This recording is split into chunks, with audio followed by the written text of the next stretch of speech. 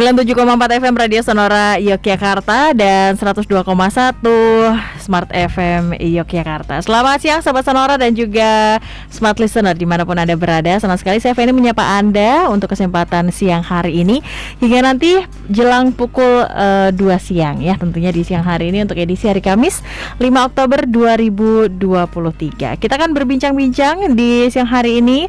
Ada di program Bincang Keluarga bersama kedua narasumber saya yang sudah hadir di studio. Kita sapa dulu yang pertama ada Ibu Erlina Hidayati Sumardi SIPMM selaku Kepala Dinas DP3AP2 DIY. Selamat siang Bu Erlina. Selamat siang Mbak Feni. Selamat siang juga sahabat Sonora dan Smart Listeners dimanapun berada. Kabar baik Ibu? Alhamdulillah baik hari ini. Oke, dan juga Ibu Erlina ditemani oleh Pak Umarudin Masdar SAG dari Komisi D DPRD DIY. Selamat siang Pak Umar. Selamat siang Mbak Feni dan selamat siang semua sahabat Sonora, Smart Listeners dimanapun berada, semoga sehat semua. Baik, juga.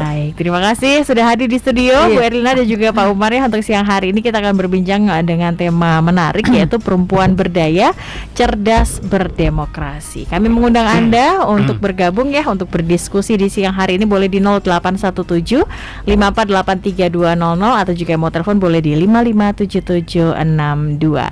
Baik, untuk Ibu Erlina dan juga Pak Umar, ini tema menarik ya. Kalau kemarin kita berbicara keluarga, sekarang kita lebih fokus ke perempuan nih, perempuan berdaya, cerdas, berdemokrasi. Nah, ini kenapa nih kita mengangkat tema seputar perempuan nih? Apa karena nanti tahun depan akan ada pemilu ya?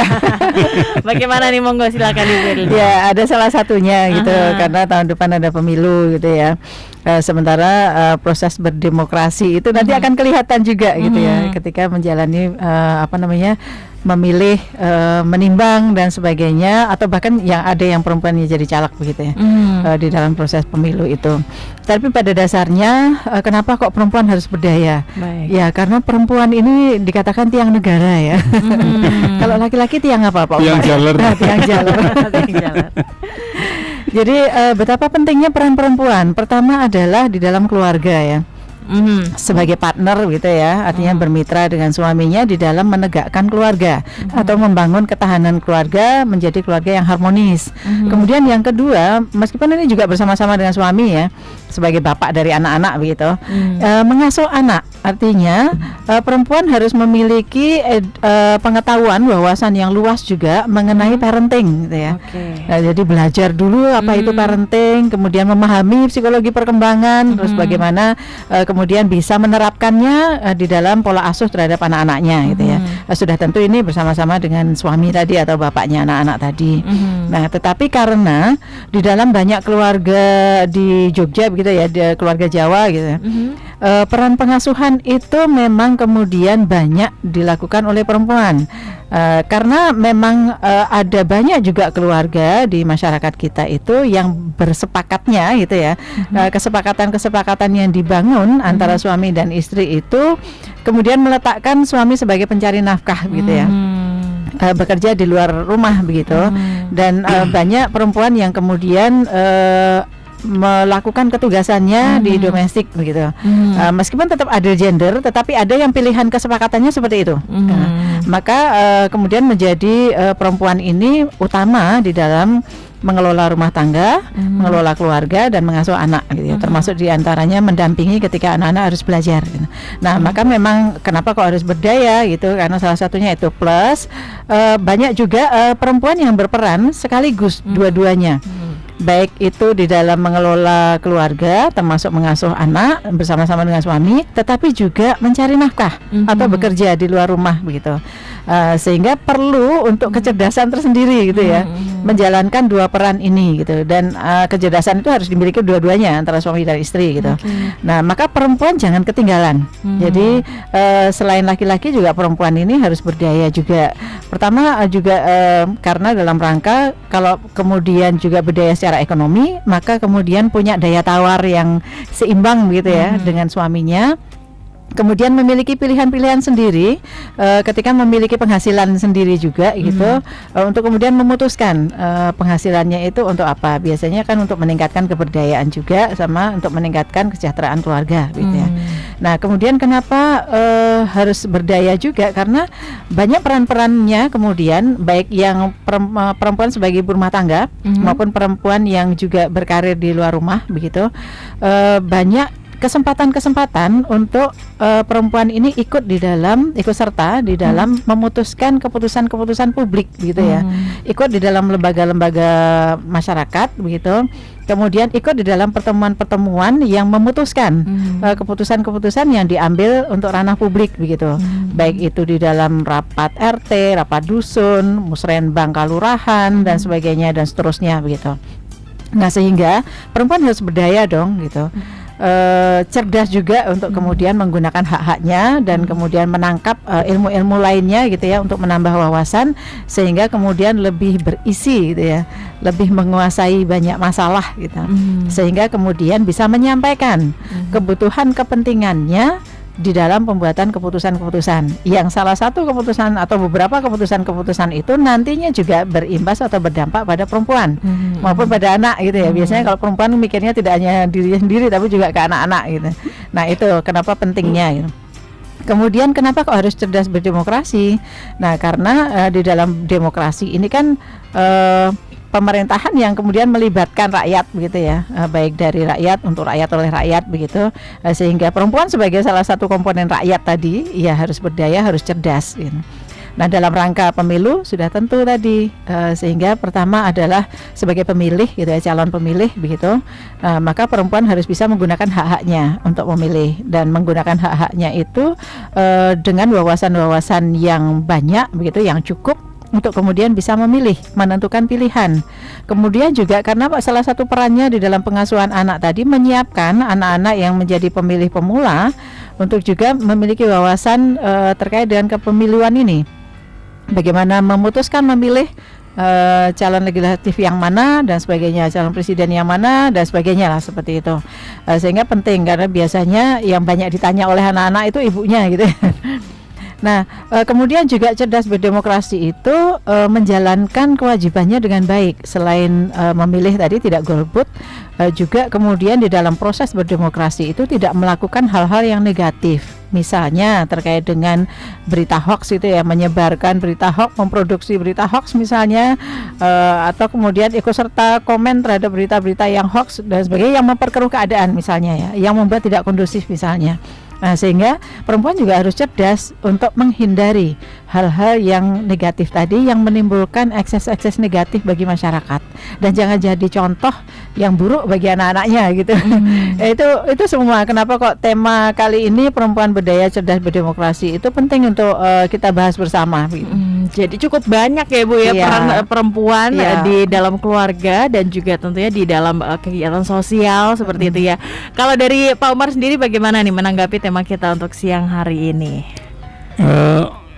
Berdemokrasi itu kan tidak hanya soal pemilu tadi. Jadi yang perlu dilihat adalah demokrasi itu tadi Bu Erlia menyatakan suatu katakanlah sistem sosial pemerintahan politik yang dari rakyat, oleh rakyat dan untuk rakyat.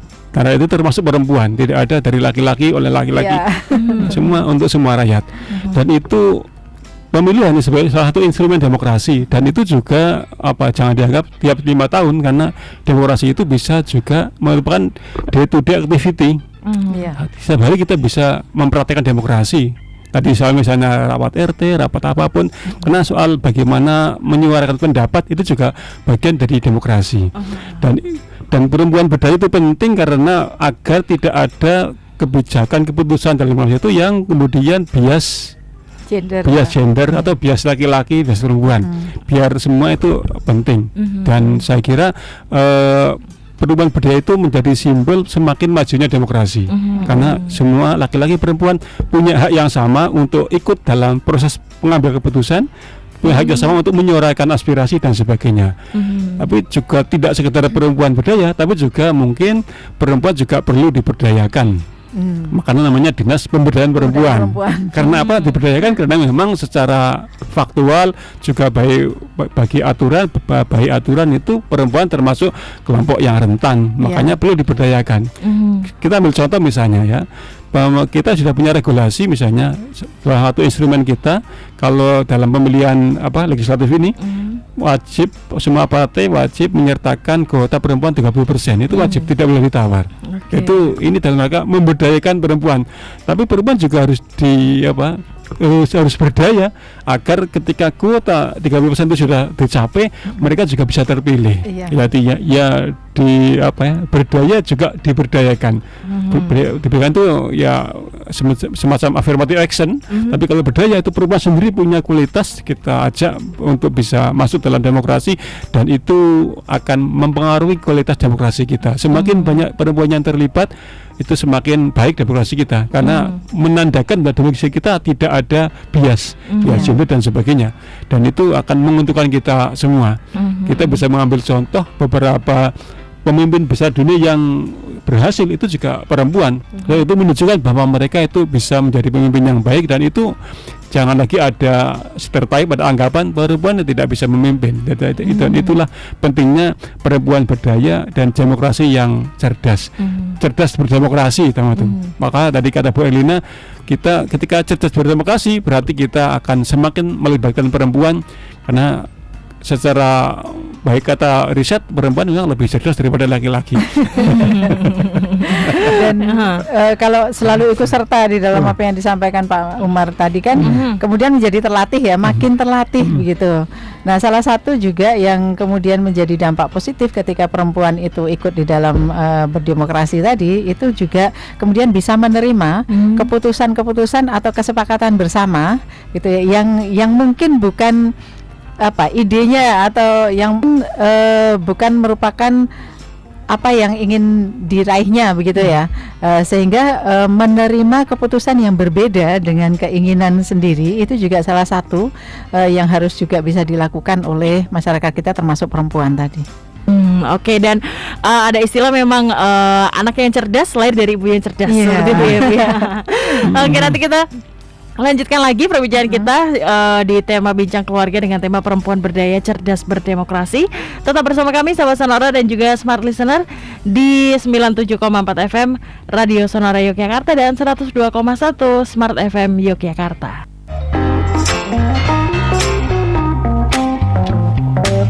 Baik sahabat Sonora dan juga Smart Listener, kita kembali lagi di program Bincang Keluarga. Untuk siang hari ini ya, masih bersama narasumber kami yang hadir di studio.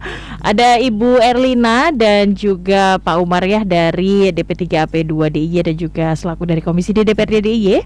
Tema kita masih seputar perempuan berdaya cerdas berdemokrasi. Kami mengundang Anda untuk bergabung di 081754832000. Baik Bu Erlina, kita lanjutkan lagi. Kalau tadi sudah dijabarkan ya berbagai jenis-jenis fungsi dari perempuan itu sendiri di masyarakat, di lingkungan keluarga juga gitu ya. Lalu kita tidak juga terlepas dari isu-isu seputar perempuan ya. Nah, ini yang perlu dipahami dan juga dimengerti oleh masyarakat nih, ketika ada isu perempuan ini alangkah baiknya untuk tidak diabaikan ya Bu ya, karena begitu penting sosok perempuan tadi seperti yang sudah dijelaskan oleh Bu Erlina. Dan apa saja sih Bu sebenarnya peran-peran perempuan dalam kegiatan yang ada di sosial dan juga di keluarga, itu apalagi nih, dan seputar isu-isunya? Ya, banyak ya isu-isu perempuan itu bisa terlihat dari indikator-indikator ya, bahwa masih adanya ketimpangan gitu ya, ketimpangan di beberapa sektor. Artinya bahwa pembangunan kita itu ternyata masih belum semuanya bisa adil gender gitu ya. Artinya antara laki-laki dan perempuan itu bisa sama, baik itu dari sisi akses, baik itu dari sisi partisipasi, kemudian baik dari sisi manfaat maupun ketika mengontrol hasil-hasil pembangunannya gitu. Nah, ini kemudian ada hitungan-hitungan gitu ya di dalam indikator-indikatornya yang akan tampak di sektor mana saja gitu yang masih ada ketimpangan-ketimpangan itu. Nah, di berbagai ketimpangan itulah yang kemudian harus didandani atau diperbaiki gitu ya, prosesnya, termasuk proses di dalam berdemokrasinya gitu.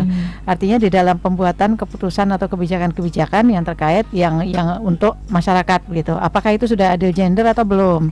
Proses pembuatan keputusannya apakah sudah melibatkan sama antara laki-laki dan perempuan gitu. Karena kan kebutuhannya berbeda ya, kepentingannya berbeda-beda gitu. Kalau perempuan kan karena mengalami sendiri gitu, menstruasi, kemudian mengalami sendiri bagaimana menyiapkan reproduksinya supaya sehat gitu, sehingga nantinya bisa mengandung dengan sehat juga gitu.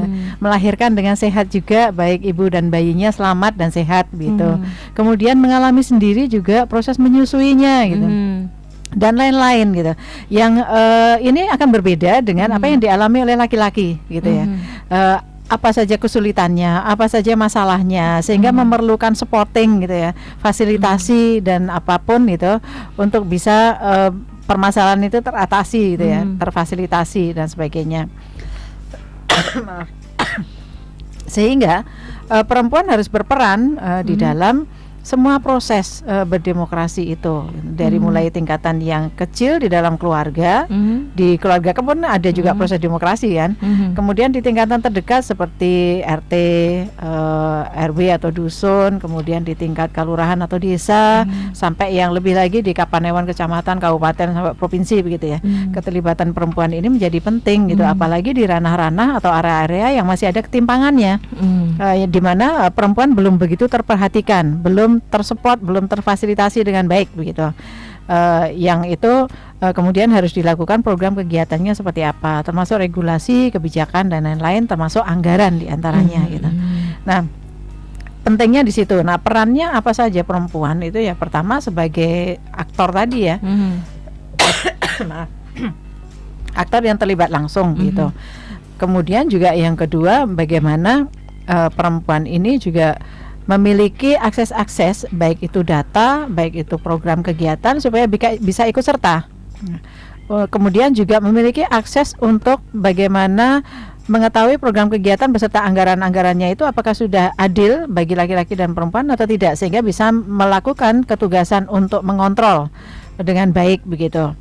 Dan lain-lain ketugasan yang memang diperlukan dalam rangka untuk proses berdemokrasi yang baik tadi, baik itu di tingkatan keluarga, keputusan yang terdekat, maupun dalam hal-hal yang lebih makro lagi begitu.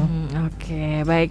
Dan kalau tadi sempat disinggung oleh Pak Umar bahwa untuk bacalek untuk tahun ini dan tahun-tahun seperti biasa itu kan 30% ya minimal seperti itu ya. Berarti ada isu bahwa perempuan itu sedikit tertinggal di politik seperti itu ya. Dan itu penyebabnya apa sih, dan kenapa perempuan itu perlu berpolitik nih? Monggo silakan. Yang pertama, jadi dalam beberapa kajian ada namanya apa ya, pembangunan di negara-negara yang dalam tanda petik belum maju itu dianggap belum sesuai gender, jadi belum berpihak kepada perempuan. Ya, itu salah satunya adalah karena memang perempuan belum banyak terlibat dalam pengambilan keputusan. Itu lazim terjadi di mana-mana. Jadi karena perempuan itu dalam teori kan yang paling tahu tentang perempuan yang harusnya perempuan itu sendiri. Misalnya sebagai contoh, misalnya hak untuk cuti bagi seorang ibu yang menyusui, hak bagi pekerja itu kan harusnya dibedakan antara cuti bagi laki-laki dan perempuan, karena perempuan ada apa ya, kodrat untuk menyusui yang harusnya lebih lama, tapi prakteknya masih sama. Hak cutinya masih sama, cuma harus lebih lama misalnya dalam hal konteks untuk mengasuh anak, misalnya seperti itu. Itu karena memang perempuan, kenapa regulasinya masih belum adil gender, karena memang perempuan belum banyak terlibat dalam pengambilan keputusan. Dan itu yang harus kita terobos agar kita tata agar perempuan lebih banyak terlibat dalam dunia politik. Itu yang pertama. Yang kedua, saya kira tadi yang disampaikan Bu Lina, semakin banyak perempuan yang terlibat dalam dunia politik, dalam pengambilan keputusan, dalam pengawasan pembangunan, itu akan semakin membuat pembangunan kita menjadi semakin adil gender, termasuk semakin ramah perempuan, dan itu akan terjangkau jika banyak perempuan terjun dalam dunia politik. Tapi mengapa faktanya masih banyak yang kurang? Memang karena masih satu mungkin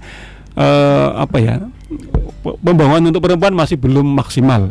Yang kedua, memang masih ada sisa-sisa filsafat, pandangan yang bersumber dari budaya agama yang memang masih menjadi sedikit ganjalan di tengah-tengah kita. Misalnya dulu ada pandangan budaya perempuan adalah konco wingking, urusannya adalah dapur, sumur, kasur. Itu kan masih ada, masih ada sisa-sisanya. Itu membuat sebagian perempuan mungkin belum yakin belum pede untuk terjun dalam dunia publik, dan itu kadang mungkin dimanfaatkan oleh para laki-laki untuk dipertahankan agar perempuan tidak keluar rumah misalnya itu. Ada juga pandangan keagamaan bahwa pemimpin adalah laki-laki misalnya. Itu masih ada sisa-sisa proses transformasi yang belum selesai, dan ini memang butuh waktu untuk kita terus mengtransformasi ini agar pandangan itu semakin lama semakin hilang, dan kita sudah hilang ke depan. Saya yakin semakin banyak perempuan yang terlibat dalam dunia politik, dunia pengambilan kebijakan, dan itu akan semakin menentukan untuk pembangunan kita, termasuk bagi perempuan. Jadi keterwakilan atau partisipasi perempuan di parlemen atau di DPR di DIY maupun DPR di kabupaten kota itu di DIY baru 20%. Gitu. 20%. Kalau yang aslinya 18%, tapi untungnya PAW-nya perempuan gitu ya. Jadi menambah sedikit gitu. 20% gitu. Dan ini kan sebetulnya masih di bawah ambang ya. Jadi dalam supaya perempuan ini kemudian berdaya untuk bisa ikut membuat keputusan, ikut serta di dalam proses pembuatan keputusan, itu kan ada kajian-kajian ambangnya gitu ya, presence threshold lah gitu. Nah, di dalam kajian itu presence threshold supaya perempuan itu kemudian bisa ikut di dalam pembuatan keputusan kebijakan itu adalah 30%. Kenapa kemudian ada affirmative action yang minimal 30% tadi gitu ya. Nah, kalau yang belum mencapai 30% kan berarti masih dianggap masih belum berhasil gitu ya, di dalam rangka memberdayakan perempuan tadi. Dan ini juga akan berdampak juga pada hasil-hasil pembangunan itu, apakah kemudian sudah bisa seimbang gitu hasilnya dimanfaatkan oleh perempuan atau tidak gitu. Bagaimana perempuan apakah bisa mengakses dan berpartisipasi atau tidak gitu. Nah, ini penting sekali. Kenapa kemudian kami memiliki program-program juga supaya nantinya bisa meningkat partisipasi perempuan, baik itu di ranah politik maupun di ranah publik begitu. Jadi tidak hanya yang sebagai caleg atau nantinya sebagai anggota dewan begitu, tapi juga yang di perusahaan-perusahaan misalnya, kemudian yang di kepemerintahan dan sebagainya, sehingga yang presence threshold tadi yang 30% itu juga kami pakai untuk mencapai minimalnya begitu. Oke, baik. Lalu tadi dibicarakan bahwa perempuan yang ikut berpolitik kan banyak sekali manfaatnya, Ibu ya. Nah, melihat kondisi kita di Indonesia kan masih banyak masyarakat yang ada tinggal di pedalaman seperti itu ya. Nah, otomatis kalau ingin berpartisipasi dalam politik, mengetahui hukum itu kan bekalnya juga perlu banyak ya, Bu ya. Nah, ini bagaimana menyiasati untuk masyarakat-masyarakat yang ada di pedalaman seperti yang ada di kampung-kampung, sebenarnya mungkin ingin berpolitik tapi mungkin modalnya belum ada gitu ya, Bu ya. Itu bagaimana sih biasanya, Bu, menyiasatinya? Jadi pertama memang pemerintah sendiri memiliki program ya. Nah, kalau di kami itu dengan program besar namanya Desa Prima. Nah, Desa Prima itu untuk keberdayaan perempuan, artinya meningkatkan keberdayaan perempuan, kemudian sekaligus juga perlindungan perempuan gitu. Selain yang perlindungan anak, pengendalian penduduk juga ikut serta di dalam program besar Desa Prima ini. Nah, kemudian juga selain yang kami lakukan, juga dilakukan oleh sektor lain gitu ya. Misalnya saja di sektor pemberdayaan masyarakat itu ada PKK. Nah, PKK juga melakukan hal tersebut. Nah, kemudian untuk sektor yang lain juga melalui ketugasannya atau kewenangannya masing-masing juga melakukan. Nah, ini juga kolaboratif gitu ya, sinergis juga antara provinsi dengan kabupaten dan kota melalui dinasnya masing-masing tadi. Nah, kita harapkan nanti dengan semuanya bergerak bersama-sama begitu, jadi perempuan yang ada di desa atau kalurahan-kalurahan yang jauh sekalipun begitu, itu kemudian tetap bisa terakses gitu, terfasilitasi untuk keberdayaannya. Dan kami program besar Desa Prima ini juga selain politik juga keberdayaan ekonomi. Jadi kami membentuk, mendampingi, membina begitu ya, mengembangkan kelompok-kelompok ekonomi produktif perempuan. Kami memang masih prioritasnya pada perempuan-perempuan yang rentan gitu ya, yang sangat perlu sekali untuk dibantu gitu. Nah, tidak hanya ekonominya, karena pintu masuk kami memang melalui ekonomi, tetapi muatan-muatan yang lain seperti keberdayaan politik salah satunya, kemudian bagaimana supaya meningkatkan ketahanan keluarga termasuk pengasuhan anaknya, bagaimana supaya memastikan keluarga-keluarga anggota kelompok perempuan kami itu tidak ada yang melakukan pernikahan dini misalnya, tidak ada yang pekerja anak, semuanya sekolah sampai selesai begitu ya. Dan kemudian kewirausahaan perempuannya meningkat sehingga meningkatkan kesejahteraan ekonomi. Nah, itu jadi satu pintu melalui ekonomi, tapi banyak hal yang bisa diraih gitu. Dengan pendampingan secara terus-menerus. Oke, baik, menarik sekali. Nanti kita lanjutkan lagi, Bu Erlina dan juga Pak Umar ya untuk siang hari ini bersama sahabat Sonora dan juga Smart Listener. Tetap bersama kami di program Bincang Keluarga hingga nanti jelang. Baik sahabat Sonora dan juga Smart Listener, kita kembali lagi di program Bincang Keluarga bersama narasumber kami di studio. Kali ini masih bersama Ibu Erlina Hidayati Sumardi SIP MM selaku Kepala Dinas P2AP 2 DIY dan juga bersama Pak Umarudin Masdar SAG dari Komisi D DPRD DIY dengan tema untuk siang hari ini Perempuan Berdaya Cerdas Berdemokrasi. Kami juga mengundang Anda ya untuk bergabung di 0817 5483 200 atau juga boleh telepon di 557762. Kita lanjutkan lagi Bu Erlina dan juga Pak Umar ya untuk siang hari ini. Sudah ada beberapa pertanyaan nih yang masuk di WhatsApp Sonora, tapi saya mau singgung sebentar seputar bagaimana sih cara perempuan untuk bisa tetap aktif di luar ya kan Bu. Kemudian juga bisa mengatasi dan juga mengatur keluarganya yang ada di dalam itu. Tentunya kan pasti banyak sekali hal yang harus dilakukan ya Bu ya. Nah itu bagaimana ya Bu yang triknya nih, tips dan triknya nih dari Ibu Erlina nih, monggo silakan. Jadi masing-masing memang punya pilihan ya, dan kemudian keputusan gitu, termasuk triknya tadi bagaimana menyiasati istilahnya ya, kesibukan bekerja di luar gitu, maupun kemudian mengelola rumah tangga gitu. Pertama adalah memang harus bisa bermitra dengan baik dengan pasangannya gitu ya, sehingga tidak bekerja sendiri gitu, tidak melakukan sendiri tetapi bersama-sama berdua gitu, karena kan keluarga itu kan dibangun berdua gitu ya, janjinya adalah kontraknya berdua gitu, sehingga tidak ada salah satu yang dirugikan gitu ya, tidak ada salah satu yang kemudian direndahkan dan sebagainya, jadi harus bersama-sama bermitra. Nah keputusan untuk perempuan bekerja itu ya sah-sah saja gitu ya, karena ini kan juga dalam rangka untuk mengembangkan macam-macam, mengembangkan karir dan juga di dalam rangka meningkatkan kesejahteraan ekonomi. Kesejahteraan ekonomi kan juga untuk keluarganya juga. Nah, maka ketika memutuskan untuk berkiprah di luar rumah tadi, ya harus punya kesepakatan dengan pasangan untuk bagaimana mengelola rumah tangganya. Siapa yang bersih-bersih, siapa yang mengasuh anak gitu, yang mengantar jemput sekolah dan sebagainya gitu ya. Ada yang melakukan pilihannya dengan meng-hire ya ART misalnya atau asisten rumah tangga gitu. Kemudian pemilihannya pun dengan pertimbangan-pertimbangan tertentu ya, ada macam-macam lah yang diputuskan oleh masing-masing pasangan gitu, berbeda-beda. Kemudian ada yang memilih untuk menitipkan anaknya di keluarga gitu, keluarga terdekat begitu ya. Ada yang memilih mengasuh anaknya itu di tempat pengasuhan anak seperti saya. Karena kebetulan di kantor itu di Pemda itu menyediakan tempat pengasuhan anak bagi para ASN-ASN-nya gitu. Sehingga ini juga mempermudah. Kemudian juga ketika si anak sudah sekolah juga ada pasangan-pasangan yang berbagai macam pilihan tadi ya. Ada yang memilih untuk menyekolahkannya di full day school gitu. Sehingga nanti pulangnya bareng dengan bapak ibunya pulang gitu ya, sore hari gitu. Ada yang seperti itu. Ada yang kemudian pulang sekolah kemudian dititipkan ke saudara dan sebagainya. Gitu. Yang penting adalah bagaimana melakukan perlindungan anak dengan baik ya ketika sudah berkeluarga itu, supaya anak-anak tidak menjadi korban salah asuh, korban kekerasan dan sebagainya. Adalah hak anak yang harus kita penuhi juga, hak untuk tumbuh kembang yang baik gitu ya, hak untuk hidup yang baik, terpenuhi nutrisinya dan sebagainya.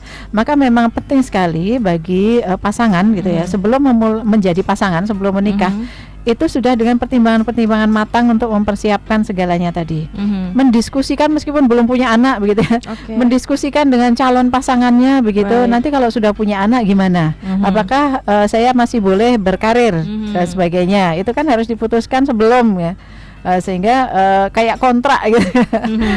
Seperti kontrak di awal begitu, sehingga nanti kalau ada salah satu yang menyalahi kontrak kan kemudian bisa ada diskusi untuk kemudian membenahi kembali gitu. Seringkali juga kemudian ada kontrak yang baru gitu, ada kesepakatan yang baru gitu ketika mengalami masalah.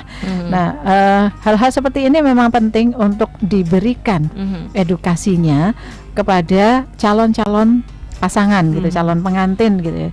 Tidak hanya membayangkan yang baik-baik, yang enak-enak saja gitu. Di dalam berkeluarga itu ada banyak yang harus kemudian dipertimbangkan, diputuskan untuk bersama gitu. Supaya jangan sampai nanti sudah terlanjur berkeluarga ada masalah dan tidak ada solusinya gitu, sehingga kemudian bercerai. Itu kan disayangkan sekali. Nah, itu maka kedewasaan baik perempuan maupun laki-laki itu sangat-sangat penting. Oke, baik. Kalau dari Pak Umar sendiri bagaimana nih menanggapinya seputar kegiatan perempuan yang cukup aktif ya, kalau perempuan ingin beraktif di luar ya kan, bekerja kemudian juga mengurus rumah tangga, banyak sekali harus dilakukan, itu bagaimana nih dari sosok laki-laki nih mungkin saya melihatnya, monggo. Keluarga itu katakanlah model rule terkecil dari sebuah sistem demokrasi. Jadi itu ada kumpulan banyak orang, banyak individu, dan itu hanya akan tumbuh dengan baik ketika cara pandangnya demokratis juga tumbuh dengan baik. Karena semakin pandangannya demokratis itu semakin semua bisa menyuarakan kepentingan dan aspirasi masing-masing suami, istri, anak dan yang lain. Itu akan tumbuh dengan baik.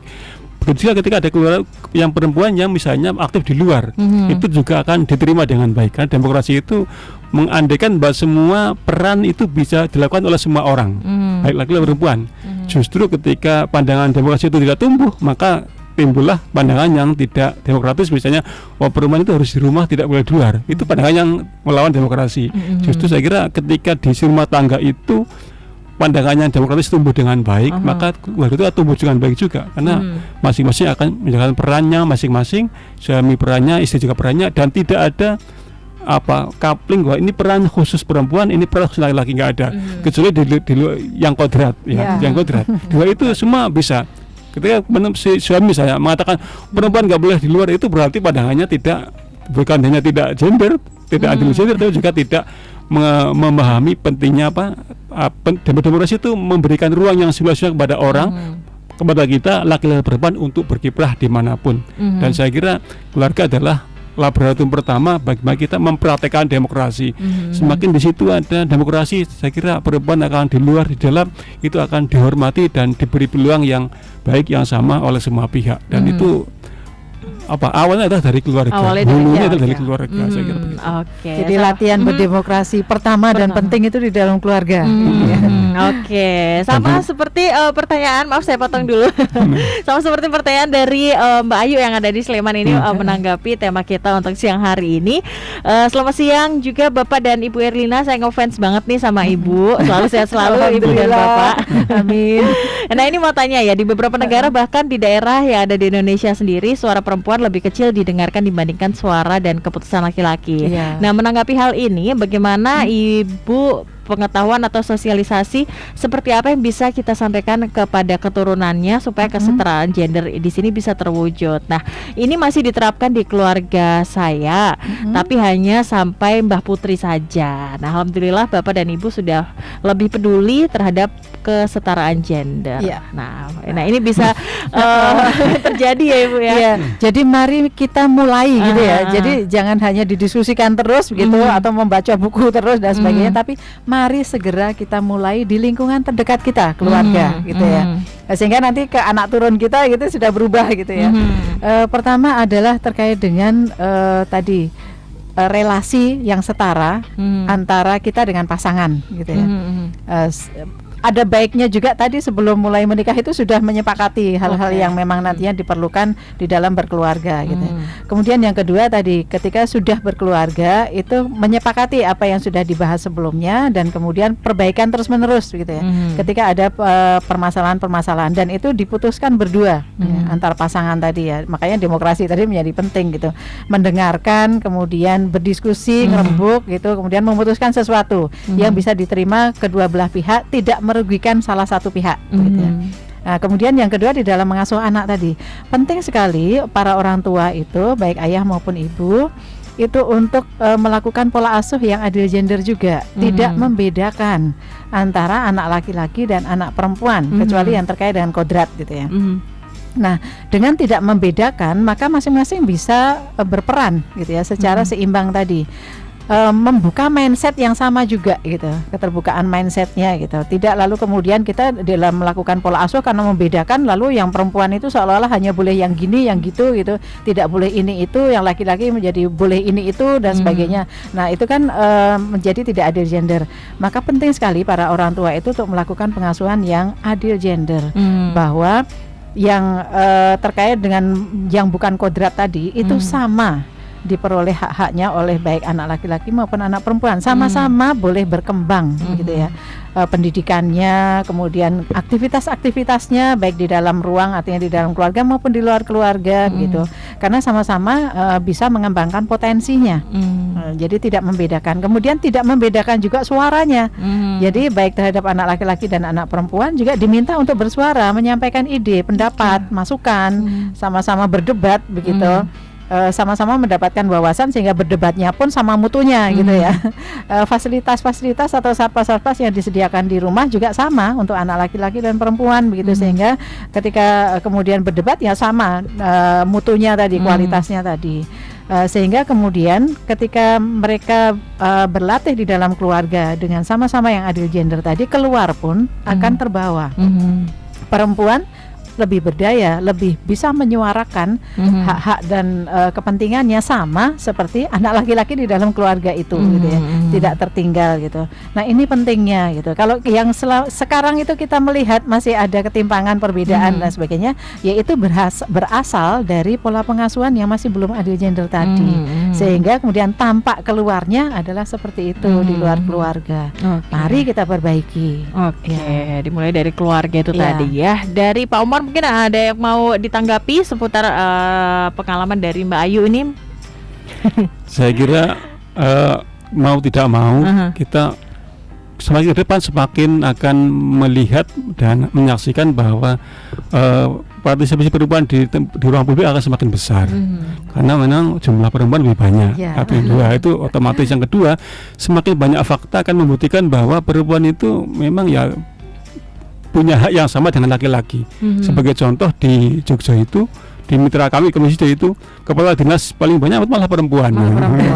Jadi pandangan orang bahwa perempuan itu nggak bisa jadi top eksekutif itu saya kira gugur, karena faktanya seperti itu. Semakin banyak fakta, semakin akan merubah mindset orang. Saya kira begitu. Itu yang pertama. Yang kedua, keluarga itu katakanlah demokrasi dan gender itu saling melengkapi. Ketika kesadaran gender dalam keluarga tumbuh dengan baik, maka demokrasi juga akan tumbuh dengan baik. Ketika demokrasi dalam keluarga tumbuh dengan baik, maka keadilan gender juga akan tumbuh dengan baik. Itu dua-duanya akan saling melengkapi, dan itu bisa dimulai dua-duanya atau salah satunya akan saling menguatkan. Tadi misalnya Bu Erina mengatakan bahwa laki-laki dan perempuan punya hak yang sama di luar kodrat, itu memang harus ditanamkan kepada keluarga kita, pada anak-anak kita, biar rasa keadilan gender itu, setara gender itu sudah tumbuh dari keluarga. Dan ketika itu tumbuh, maka ke depan saya kira perempuan akan percaya diri, akan berdaya untuk bisa memasuki dunia politik, memasuki dunia demokrasi, dan pandangan yang yang masih agak minor, agak dengan sendirinya akan hilang. Saya kira begitu. Oke, terima kasih Pak Umar dan juga Ibu Erlina. Kemudian ada lagi, ini pertanyaan hampir sama ya dari Ibu Wanda di Bantul. Masyarakat di sekitar saya itu masih ada yang menganggap perempuan itu ya untuk urusan domestik. Ya mungkin tadi sudah ditanggapi hampir sama ya Ibu ya. Kemudian kita menuju ke pertanyaan lain, ini dari Putri di Yogyakarta. Peran-peran pemerintah apa saja yang dilakukan untuk mendukung keberdayaan perempuan di lingkungan sosial? Monggo silakan. Jadi yang pertama yang tadi itu ya, mungkin bisa dilihat di lingkungan masing-masing ya. Apakah perempuan benar-benar dilibatkan di dalam pembuatan keputusan di tingkat RT saja yang paling dekat ya. Apakah di dalam rapat RT yang akan memutuskan kebijakan untuk keluarga-keluarga di RT itu sudah melibatkan perempuan atau belum? Atau apakah rapat RT itu hanya dihadiri bapak-bapak saja gitu ya? Apakah sudah melibatkan yang perempuan? Karena seringkali yang kami lihat juga di lapangan ya, ibu-ibu ini berkumpulnya di PKK. Kemudian ketika rapat RT untuk memutuskan kebijakan RT itu bapak-bapak gitu. Ibu-ibunya tidak diundang juga gitu. Nah ini kan perlu diperbaiki, karena di dalam keputusan-keputusan RT itu nanti juga akan mengenai dan berdampak pada keluarga, perempuan, anak dan sebagainya. Sehingga perempuan dan anak pun perlu untuk memberikan ide, masukan, gagasannya gitu ya. Nah, ini yang perlu diperbaiki. Kemudian tadi yang berikutnya yang program pemerintah apa saja begitu ya. Jadi tidak hanya kami di DP3AP2 sebetulnya, karena di dalam regulasi pun setiap OPD gitu ya, setiap sektor yang menangani pembangunan ini perencanaan penganggarannya itu harus adil gender juga, PPRG gitu ya. Perencanaan penganggaran yang responsif gender. Jadi masing-masing OPD ini harus mencari tahu apakah masih ada ketimpangan atau tidak. Pembangunan sektornya gitu ya, antara untuk laki-laki dan untuk perempuan. Kalau masih ada ketimpangannya, dicari tahu di apanya saja gitu, sehingga kemudian ada program kegiatan dalam rangka untuk mengadil genderkan itu tadi sama begitu ya. Nah di semua OPD itu, di semua sektor harus demikian. Itu sudah ada aturannya. Dokumen perencanaan penganggarannya pun itu sudah harus melalui proses-proses untuk bisa responsif gender, begitu. Nah, apalagi kemudian nanti dari dokumen perencanaan penganggaran kan kemudian ada program kegiatan yang diluncurkan kepada masyarakat. Nah, itu berdasarkan itu. Jadi memang harus mencari tahu dulu ada ketimpangan gender atau tidak, kemudian mengintervensi dengan program kegiatan yang tepat, gitu. Oke, dari Pak Umar mungkin ada yang mau ditambahkan seputar program pemerintah untuk pemberdayaan perempuan? Saya kira sejak masa reformasi pemerintah kita telah fokus pada tadi oleh Bu Eril disebut sebagai pengarus utama gender. Makanya sejak reformasi itu kalau dulu menterinya Menteri Urusan Wanita, sekarang menterinya Pemberdayaan Perempuan dan Anak. Jadi itu memang mindsetnya adalah untuk mengarus utamakan gender. Dan ketika ada arus utama gender berarti itu akan semakin memberikan hak yang sama kepada perempuan untuk terlibat dalam politik. Dan tadi Bu Lili juga mengatakan bahwa di setiap departemen, setiap dinas ada asesmen tertentu, apakah dia sudah ada monitoring tertentu, penilaian tertentu, apakah kebijakannya, penganggarannya, perencanaannya sudah sensitif gender atau belum. Dan kita di Jogja insya Allah sudah termasuk yang lebih adil gender. IPG DIY ini paling atas itu, tertinggi senasional gitu. Indeks pembangunan gender kita baik. Oke, baik. Jadi praktik-praktiknya sudah dilaksanakan ya di Yogyakarta sendiri, dan semoga sudah terjawab juga untuk pertanyaan dari Mbak Putri. Nanti kita lanjut lagi, masih ada sesi terakhir dan masih ada pertanyaan yang belum terjawab. Terima kasih untuk Anda yang sudah bergabung.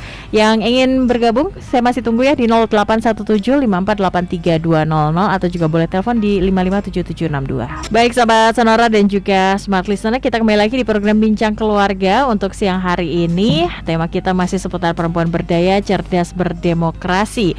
Dan terima kasih untuk Anda yang masih bersama kami dan sudah mengirimkan pertanyaannya untuk siang hari ini. Ada Mbak Vero ini di Yogyakarta. Nah, kita mungkin berbicara seputar politiknya ya Bu ya. Pertanyaannya adalah seputar kadang ada anggapan nih perempuan itu tidak pantas untuk ikut-ikutan politik lah. Nah, ini bagaimana nih menyiasati hal seperti ini yang masih terjadi di masyarakat nih Bu? Kok tidak pantas ya? Jadi sangat pantas begitu ya, karena perempuan punya kebutuhan dan kepentingannya yang mungkin berbeda dengan laki-laki tadi terkait dengan kodratnya terutama ya, sehingga perlu diperjuangkan juga untuk nantinya ada kebijakan-kebijakan, regulasi-regulasi, kemudian program kegiatan dalam rangka untuk memfasilitasi perempuan tadi gitu. Dan kalau perempuan itu kemudian ikut serta di dalam politik, itu kan kemudian bisa menyampaikan ide-ide gagasannya juga begitu. Maksud sudah berpendidikan, sudah mengalami pendidikan yang lama begitu ya, tingkat tinggi dan sebagainya, kemudian tidak berperan kan, eman-eman gitu ya. Apalagi perempuan-perempuan yang juga tidak hanya di domestik tapi juga keluar rumah begitu ya, di ranah publik, ikut berwirausaha, bekerja dan sebagainya, itu kan sudah punya wawasan-wawasan yang luas karena sudah mengalami sendiri gitu ya. Apa saja permasalahan-permasalahan ketika perempuan bekerja, kemudian apa saja permasalahan di tempat kerja misalnya gitu, yang kemudian perlu diperbaiki atau disempurnakan dengan regulasi-regulasi dan kebijakan program kegiatan gitu. Maka penting sekali kan berarti perempuan itu untuk terjun juga ke politik untuk memperjuangkan hak-haknya dan perlindungannya begitu.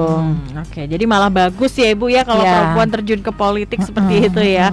Oke, dan bicara seputar perempuan berdaya seperti itu ya. Stereotip apa yang sebenarnya perlu dirubah di masyarakat nih supaya perempuan itu sadar akan dirinya itu bahwa dia harus tangguh, harus kuat dan bisa berdaya nih Ibu nih, monggo silakan. Pertama stereotip ya, perempuan dianggap lemah, lemah secara fisik gitu, terutama gitu. Tapi ini juga ada masalahnya dengan kesalahan ketika pola parenting tadi, gitu, yang membedakan anak laki-laki dan perempuan.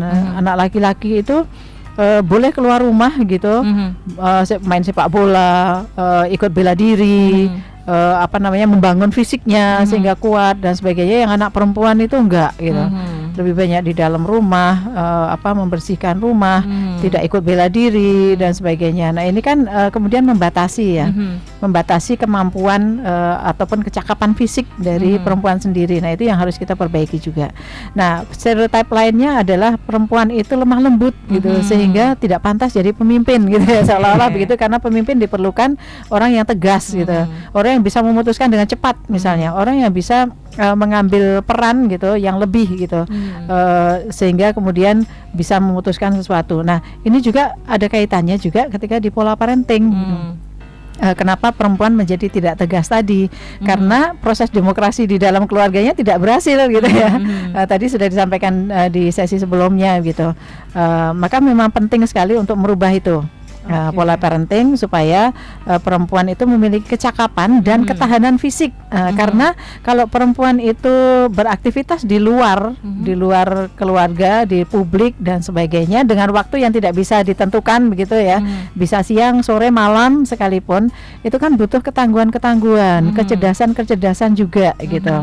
Maka membangun fisik juga penting bagi perempuan.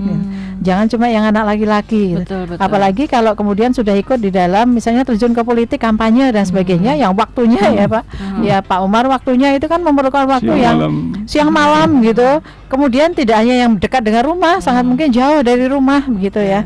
Dalam kondisi-kondisi yang berbeda-beda gitu, itu kan perlu untuk ketahanan fisik. Kalau menghadapi malam berangin dingin dan sebagainya, kemudian jauh tadi perlu ketahanan energi dan sebagainya kan. Maka memang perlu untuk membangun itu dan kecerdasan menyiasati situasi kondisi.